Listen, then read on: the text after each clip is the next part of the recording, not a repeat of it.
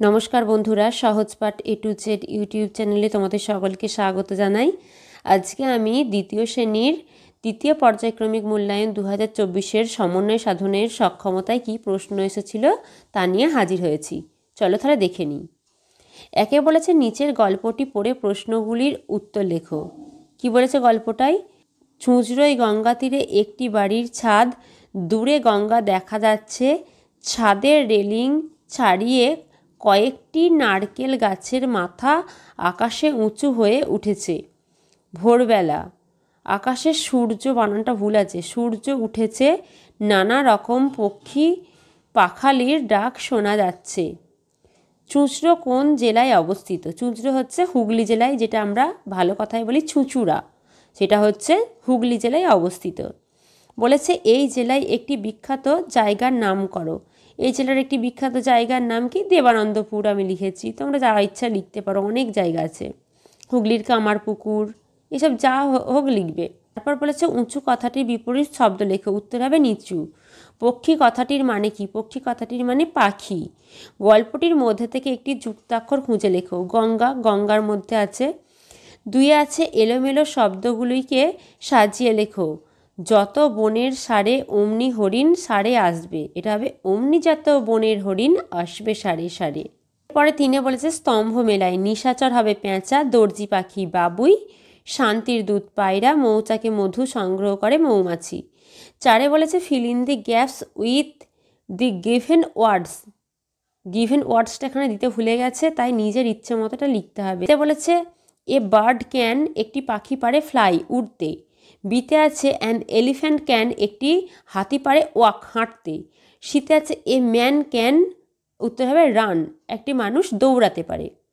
পাঁচে বলেছে ইংরাজিতে দুটি করে ফুল ও ফলের নাম লেখো। ফ্লাওয়ার ফুল, ফুল হবে রোজ আর লোটাস। রোজ মানে হচ্ছে গোলাপ ফুল, লোটাস মানে পদ্ম ফুল।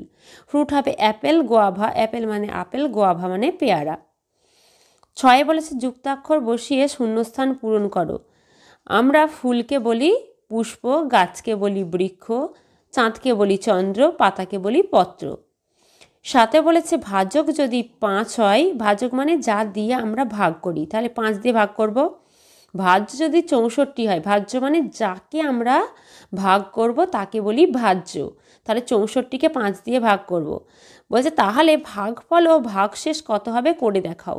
তাহলে 64কে 5 দিয়ে ভাগ করলাম, 5 একে 5, তারপরে 1 বিয়োগ করে হলো 4টা নামলো, 5 দুগুণে 10, 14 থেকে 10 বাদ দিলে 4 হয়, তাহলে ভাগফল হচ্ছে 12, ভাগশেষ হচ্ছে 4। 8এ বলেছে নিচের বাংলার সংখ্যাগুলি ইংরাজিতে পরিবর্তন করো। 48কে লিখেছি, 79কে লিখেছি, 65কে লিখেছি, 93কে ইংরাজিতে লিখেছি। 9এ বলেছে পাড়ার প্রান্তে একটি বড় পুষ্করিণী। পুষ্করিণী মানে কি? পুষ্করিণী মানে হচ্ছে পুকুর। ক্ষয়ে বলেছে পুষ্করিণীর নাম কি? পুষ্করিণীর নাম ছিল পদ্মপুকুর। গয়ে আছে দুর্লভের পিসির নাম কি? দুর্লভের পিসির নাম কাত্যায়নী ঠাকরুন। ঘয়ে আছে এই তোমার যৌতুক। যৌতুক মানে কি? বিয়েতে বর বা কনেকে দেওয়া উপহার। উঙ্গায় আছে যৌতুকে কত টাকার নোট ছিল? যৌতুকে 100 টাকার নোট ছিল। চয়ে আছে মিঠে পিঠে পুলি কোন মাসে খাওয়া হয়? উত্তর হবে পৌষ। 10এ বলেছে বাংলা বা ইংরাজি যেটা তুমি পারবে তুমি তোমার ঠিকানা লেখো।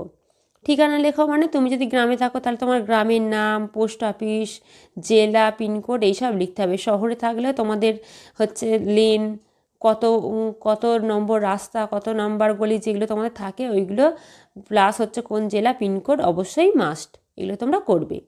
এই ছিল আমাদের দ্বিতীয় শ্রেণীর সমন্বয় সাধনের সক্ষমতার প্রশ্ন উত্তর।